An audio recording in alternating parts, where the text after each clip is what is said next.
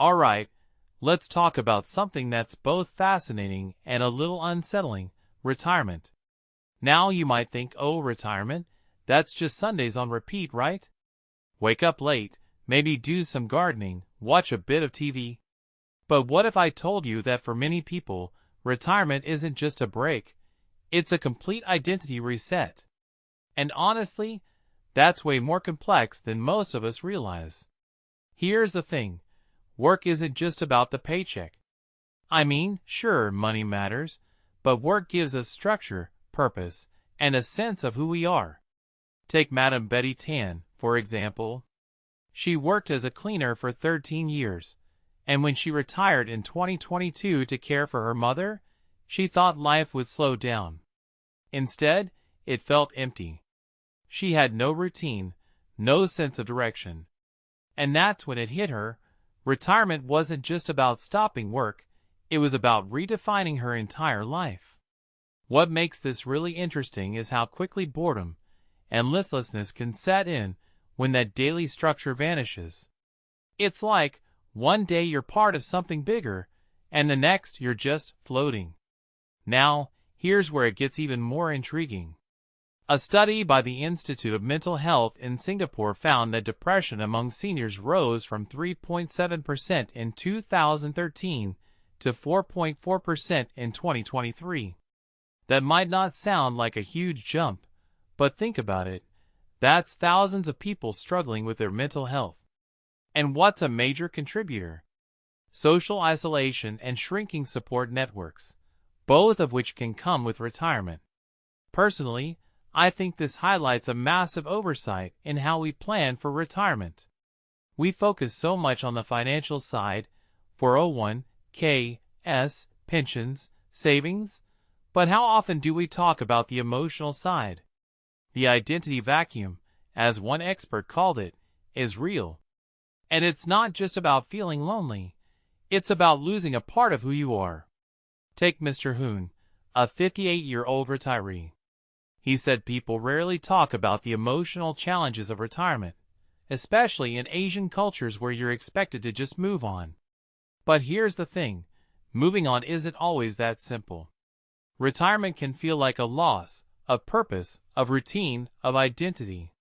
And that silence around it? It makes it harder for people to recognize they need help. One thing that immediately stands out is how many retirees internalize these feelings, thinking they just need to deal with it themselves. But that can lead to unhealthy coping mechanisms, like withdrawing from friends and family or becoming overly irritable. So what's the solution? Well, experts suggest focusing on the 3 Ps: purpose, people, and physical activity. Purpose: having something meaningful to wake up for. People: maintaining strong social connections. And physical activity: staying active to support both physical and mental health. From my perspective, this makes so much sense. Retirement isn't just about stopping work, it's about building a new life. And that takes intentionality. Madame Tan, for instance, started volunteering at the Tsao Foundation, where she used to work. She found a new routine, new connections, and a sense of purpose. It's not the same as her old job, but it's meaningful in its own way.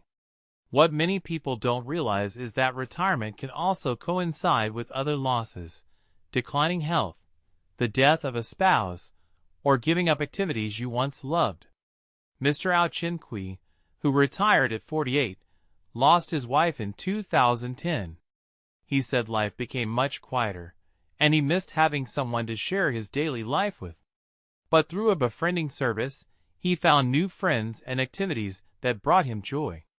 This raises a deeper question: how do we prepare for these overlapping challenges? It's not just about saving money. It's about building resilience, cultivating hobbies, and nurturing relationships outside of work. And let's not forget couples. Retirement can completely change the dynamics at home.